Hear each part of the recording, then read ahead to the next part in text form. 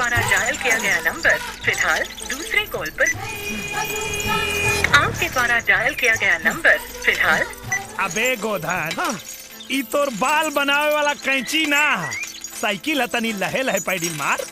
लह लह का चलाई बाबा जी के ठुल्लू। आज बुधवार के दिन एक तो दुकान पर आज ग्राहक तक भीड़ लगल हुई और जो बेचारा वहाँ अकेले हमारे इंतजार करत हुई। और ये काम तो तू अकेले भी कर सकत रहला। अबे अकेले कैसे करती बे? साइकिल चला के अगर अकेले बैंक जाती तो मैं बनूंगा करोड़पति में फोन कैसे लगेती? पागल। ये काम तो तू फुर्सतों में कर सकत रहला। अबे 24 घंटा 1440 मिनट 46,400 सेकंड में किस्मत कबो भी चमक सकेले। यही से खाद पियत हगत मुतत हमेशा हम मैं बनूंगा करोड़पति में फोन लगावत रहिले। ससुरा कबले बीजी बताई कबो तो लागी कबो ना लागी।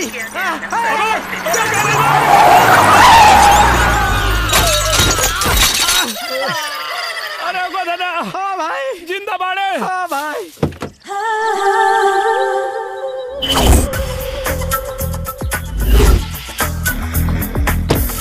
अरे गोधन, साइकिल टूट गई रे। हाँ भाई। अरे भाई बाप रे बाप, लौके के लाम ना चश्मे चाहिए। मार के तोड़ दे लू। हमने के तो टूटने करे जाओ, साइकिल भी टूट गई। चलो साइकिल बनाओ के पैसा निकाल। निकाला पैसा? हाँ। हम तो पैसा घरे भूल गई नहीं। अच्छा, धक्का मारे के नहीं को बुला, अब पैसा लिया के भूल गए। हाँ। तो का कर जला करे चेक चेक। हाँ चला चेक दो। हाँ। चेक निकाला। पैसा नहीं तो चेक कहाँ से हुई? अच्छा, पैसा नहीं के चेक नहीं के। गरीब लड़की भाई, थोड़ा ज्यादा यार। अबे मार एक लपन नवाब के नाती। ए हर जाना तो के भरे के बड़ी साइकिल बनावे के। हर जाना? हाँ। हर जाना देवे खातिर हमरे पास एगो चीज बा। हाँ तो जल्दी दा। दे दा। चुम्मा। चुम्मा? अरे पैसा का चीज है यार, हाथ के महिला आज काल ना रही। ठीक है ये दे दो, हम काम चला। हमरा साइकिल हमार टूटल, चुम्मा तू ले बे। अच्छा चला बता, हम रहनी है, जान के खतरा तो हमारा रहना। यही से मैडम तू एकरा के ना चुम्मा हमरा के दा। सुनो अरे रुको। तो दोनों झगड़ा मत करा, हमरे पास एगो और ऑफर बा, जैसे कि तू दोनों की चुम्मा मिल सकेला। दोनों के? अरे वाह, कैसे बता? तू लोगन के पास मोबाइल तो है बेटा? हाँ ना। तो ठीक बा, एक के मोबाइल पे चुम्मा मिली और एक के डायरेक्ट। अच्छा, अब तू दोनों डिसाइड कर ला के मोबाइल पे चुम्मा चाहिए के डायरेक्ट। हाँ लिखवा दे। हाँ ता हम तय कर लेनी। हाँ। तू मोबाइल नंबर लिखा। हाँ लिखा। 772214 1714 1714। अरे हमार नंबर वकाल लिखवा दे रे। काहे कि तू लेबा मोबाइल पर चुम्मा और हम ले डायरेक्ट। बड़का चालू बनता रे। अच्छा डायरेक्ट चुम्मा ले चुम्मा। साइकिल तो हम चलाते हैं। यही बताओ हमारा बीचवा में काहे घुसल जाता है? काहे हमरा बीच में घुस जाला है? तोरा बीच में हम घुसी ले। अभी तो घुसला। अरे चल। अरे बाय बाय। पहले हमार भी आओ करे बात तो। राजा 7 करोड़। रुक पागल।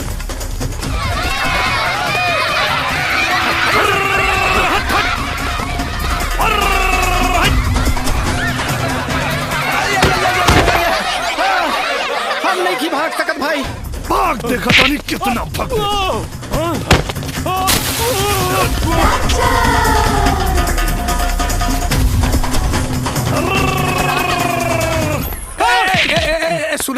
सुने। अरे डबड़ू, ये कुत्ते के जैसे हापत कहाँ भागल जात बड़ा? डॉक्टर कहना कि भागला से सेहत ठीक रहे। अरे राजा, ये का बात बा भाई? ये ले भाग रहल बा, तू ले भाग रहल बारे। रोज योगा करी ले ना भाऊजी। हाँ मिठाई इनके खियावे के रहला करोड़पति के तो खाते नहीं खा। अच्छा। अरे तेरे भागे का कौन बात बा? अरे चल ला आवा खा ला। शर्मात काहे बड़ा? आवा खा ला। पहिन ला, मतलब खा ला। आवा कौन पता नहीं है जैसे जाता। अरे तू ना चंदा अपना सबूत के। आवता गलती हो गई भैया, गलती हो गई।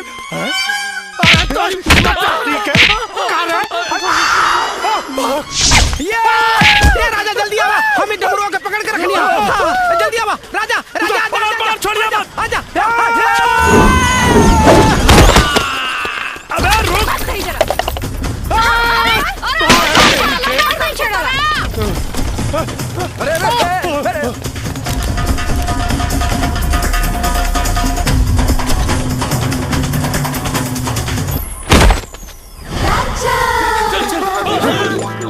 कहा रे कहाँ छुपल बा कंच पड़ा? एकरा के ना मालूम ना हमरा के। झूठ बोल बे। अरे फोन बाद में उठाइए, बता। बच गइल रे। बोल। ना मालूम ना। झूठ बोल बे। कसम से ना मालूम। गोलू कसम खाते ही भैया बतावा नहीं तो तोनिए के लथी आई। ए चाची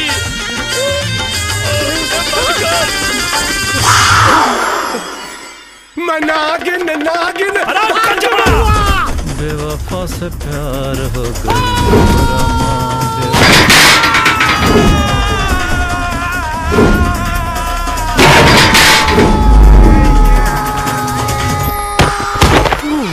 बच गई नहीं भाग कहाँ भाग में?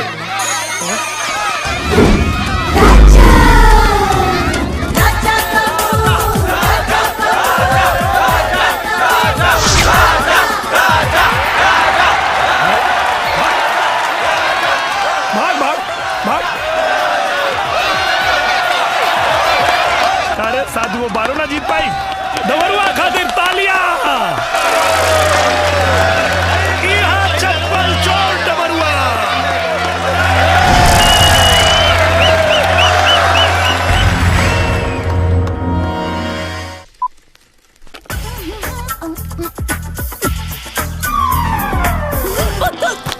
का मैडम वो दिन तो धोखा दे के भाग गयलू, लेकिन आज तो तोके हमरा के चुम्मा दे वही के पड़ी। तो हम कहाँ मना करे तानी, आबो ले लो चुम्मा।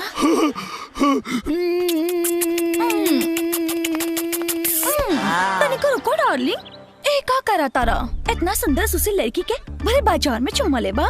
तो अगर हम तो के सुनसान जगह पे एक गो चुम्मा की जगह 4 गो चुम्मा देब तो? अरे तब तो बहुत मजा आ जाए। तो चला चला गाड़ी में बैठो। चलो चलो।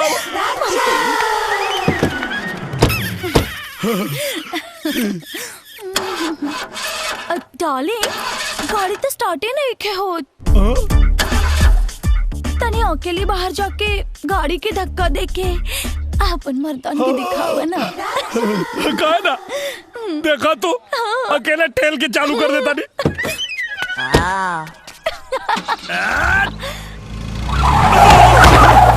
By bye darling, next time 4 go चुम्मा ना 8 गो चुम्मा ले ली।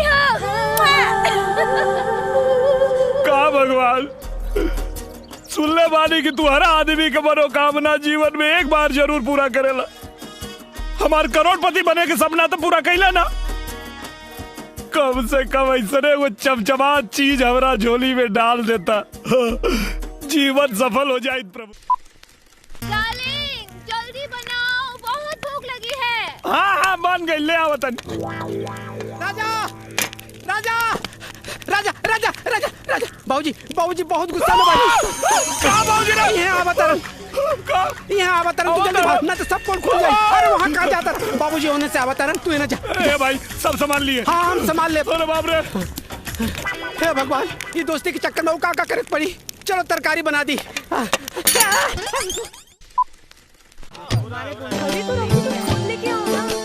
है बाबा। हे बरम बाबा आज करा के ऐसा गिरैया कि जिंदगी भर बिछौना न छोड़ पावे। हो जाए ला ला ला ला ला। ए क्या भाई हो रहा है ऐसा करना, जरा जल्दी जल्दी हाथ चलाना। करी तो रहा है साहब। रॉकी सुनो। अच्छा मेरी मेहनत काला नमक डलवाना। ओके बेबी ओके भैया। और सुनो मेरी में बर्फी का ठीक है सब डाल देता हूँ साहब।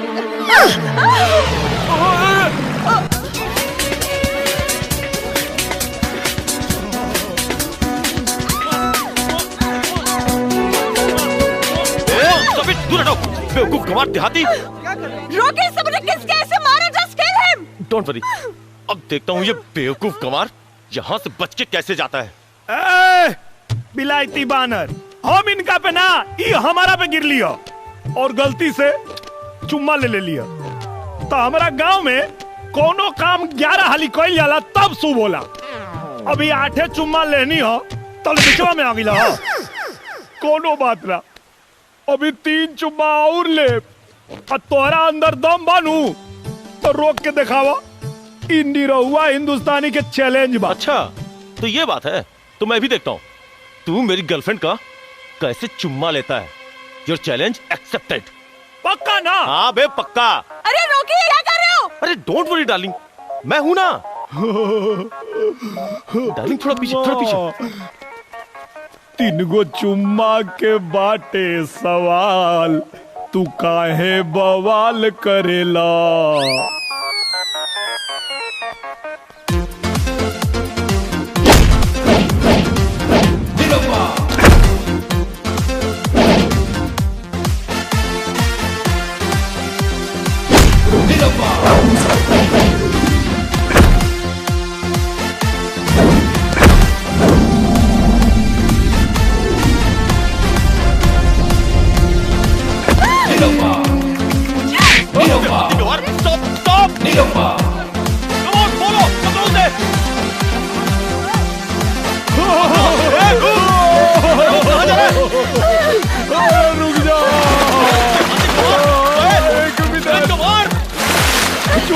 चुम्मा दे दे, चुम्मा चुम्मा दे दे, चुम्मा चुम्मा चुम्मा दे दे, चुम्मा चुम्मा दे दे, चुम्मा चुम्मा चुम्मा दे दे,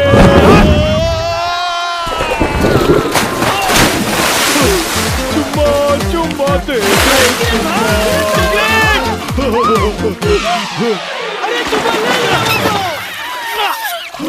अभी तो 2 गो और बाकी बा। अरे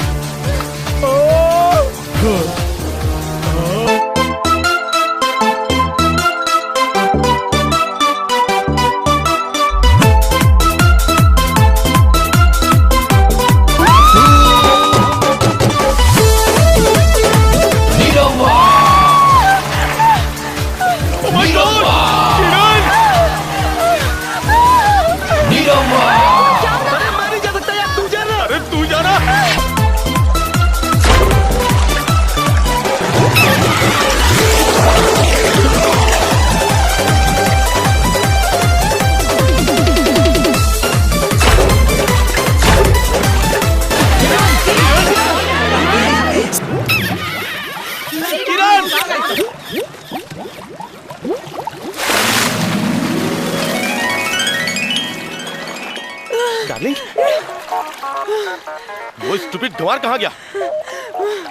ओहो, लगता है मेरे डर से भाग गया। अरे बेवकूफ, उससे मैंने दूसरा चुम्मा भी लिया।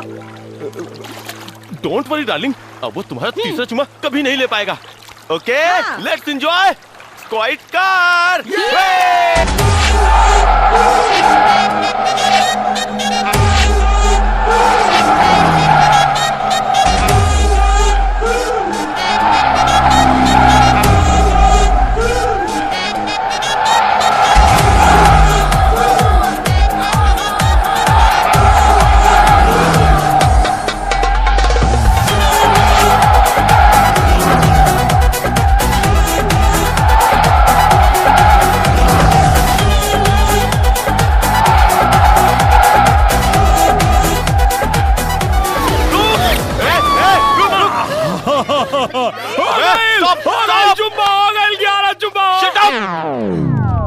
तुझ्या तो पप्पी घेतोस? छोडणार नाही, चल तुला दाखवतो।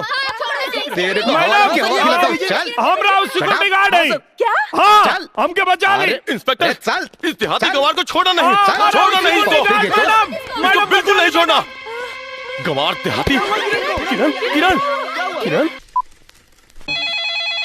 क्या रे फोन करत बा? हेलो हेलो, अब निरहू बोला तानी। का रे तोहरा के मुंबई भागे के निशा हो गइल बा? अरे तो जब जानते बाड़ा तो पूछत का बड़ माई के फोन दा। का रे निकम्मा? हे माई निकम्मा ना, अरे हमार नौकरी लग गईल, सर्विस मिलल रे। और पता बा ड्रेस वाला 5,000 रुपया तो तनख्वाह। 5,000? हेलो, कट गई जी। हमार बेटा 5,000 की नौकरी करता। 5,000 की नौकरी। 40,000।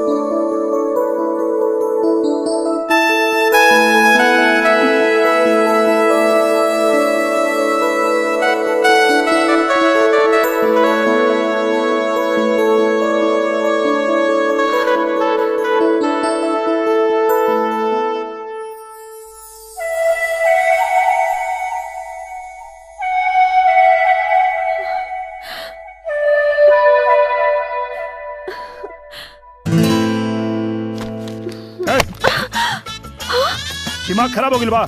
हाँ? समझ में नहीं क्या बात? बार बार समझेला के बाद भी चल निकल बाहर।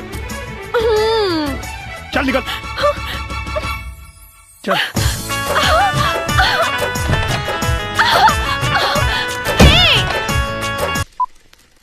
अरे कॉलेज में ये भाई जी दो ये गो के राज बा, जय हो दारू जय मेहरारू, यह लोग पर राज बा। हम है जड़ी बूटी के बाबा और आइल बनी घर में सुतल चीज जगह खातिर।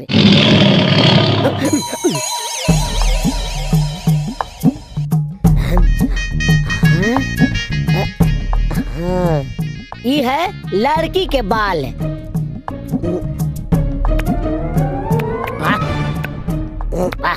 बड़ी स्वादिष्ट बाई। ये है लड़का के बाल, तनी एकरो स्वाद चीख ली। बाप रे बाप, महा बेकार बाई। ए मौसा, लड़के के बाल ठीक रखा, लड़का के बाल महा बेकार बा। कहो मौसा, तू टेस्ट करबा? आवा आवा, दोनों के टेस्टिंग करनी हम। समस्या और लड़के में बा। लेकिन बाबा, डॉक्टर तो कहे ना कि समस्या लड़की में बा। अरे आजकल के डॉक्टर के ज्ञान कहाँ बा? हमारे प्राचीन विद्याओं के सामने उनकी कोई औकात नहीं है। ये कहा बाबा? ये ऐसा जड़ी बूटी बा जेकरा से रौर दामाद के रोज ताकत प्रदान करी। बाबा, वो इतना कसरत करना कि हमरा के नहीं लगे कि ओकरा अंदर ताकत के कमी बा। ऊपर वाला ताकत नहीं, नीचे वाला ताकत, नीचे वाला। उनकर घोड़ भी ठीक है बाबा, लगभग 100 दंड बैठक सवेरे करेलन। अरे माते, रुआ के कैसे समझाई हम? कोनो भी सुतल आदमी के जड़ी बूटी जगा देला। हाँ बाबा, सवेरे 6 बजे उठ के कपारे परू नोचे शुरू कर देना, बिना केहू के जगौले जगाना। माते, रोज एक दूध में मिला के पिलाई, फिर देखी रहा दामाद जी के कैसे सुहागरात बनाओ तारे। परसों नहीं तन कबे मिला के पियाए। अच्छा, ऐसे बोला ना। का बैल? कुछ मिलेले बनी का? हाँ, मिल अभी मतलब प्यार, कूट के अपन प्यार। एक और बस हो गई। अरे बस 4 पराठा, देखिए हड्डी लौकता बेटा जी, एक और खाली ना, बस हो गई। अब बस। अच्छा एक काम करा, ये ले, ये टिफिन एक लेके जाए, बैठ के आराम से जब फुर्सत मिले ना अकेल खाब, एकदम अकेल खाब, लेकिन खा ले। टिफिन भी तैयार बा। और न तो कदमार जी रुआ खियाला मैं तो रखीला और क्या रखला, अकेल खाब। हाँ। चलिए ठीक बा, निकला तानी। लेट हो जाए। चलो बाय। ठीक बा।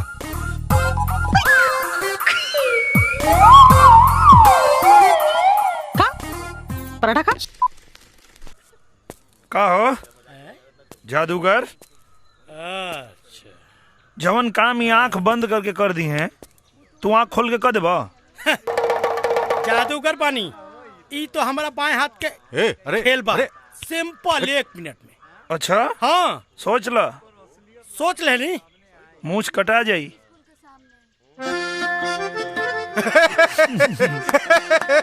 बारे बा गजब आइडिया दिलेगा भाई। आज से तोरा के जीतल जरूरी बा भाई, काहे कि आई तोहार मूछ बड़ी सही लगता। ई का हो? मरचा के पाउडर। मरचा के पाउडर ई का होई? ये आँख बंद करके डली है आ तू आँख खोल के डलबा। आँख खोल के? हाँ ये न शर्त लागल रहा ना।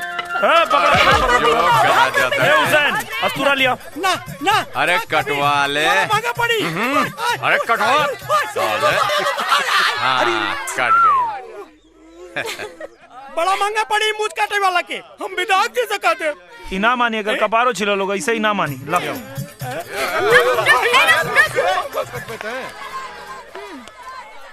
जादूगर हाँ कहीं मशीन ना गायब कर देवे। पागल है कार है। Okay, baby, come on. Okay.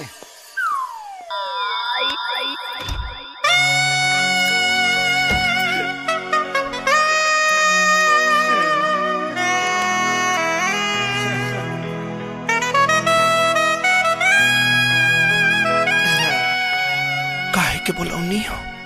तो हर बलात्कार करेगा। पैक बाड़ू की उद्घाटन हो चुकल बा। ओ मंत्री जी के रहते दूसर के उद्घाटन करी। सही, एकदम सही। आई ए ऊ का चमक रहल बारे। फॉरेन से मंगवाइले बानी, चमकी ना। अच्छा तब तो भीतरा फॉरेन साबुन लागल है। सुन के देख ली कोना कंट्री के साबुन लगैले बानी। गंधावता माकत रे गंधावता ए करे जा तैया माग लागल रे। बर्दाश्त क्यों करे जा? मैं समझ करे जा। जल्दी करा। हट मुझे अब क्यों जान जाई त का कोही जाने का खाक। मंत्री बाद में आई, लौंडा बाज पहले।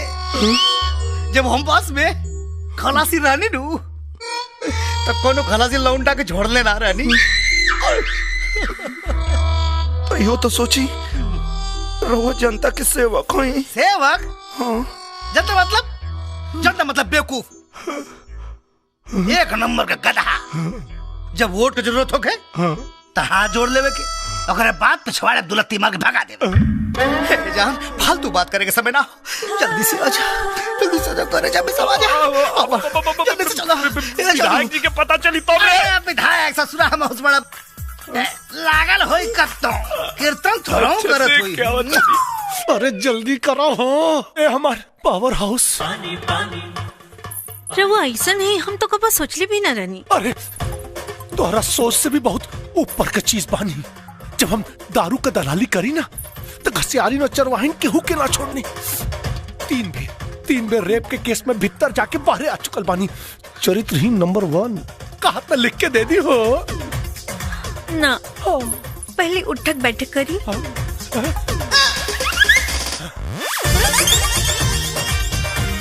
बास की औरी थोड़ा और। अच्छा पहले ही से दहिया गरमाइल रहल है। उठा बैठा के और गरमा गई नहीं। एक बेर अरे इतना काम जनता खातिर कैले होती तो आज विधायक से मंत्री ना बन जाती। मंत्री बनले में वो मजा नहीं खे जौन तोरा के पकड़ने में बा। जनता की रउआ के बारे में मालूम पड़ी तो का सोची? सोचेगी जनता अगर इतना होशियार रही तो हमारे जैसन के विधायक नानू बनाई लोग। बातचीत छोड़ा, अब बर्दाश्त नहीं क्यों। जल्दी से आजा आजा ना।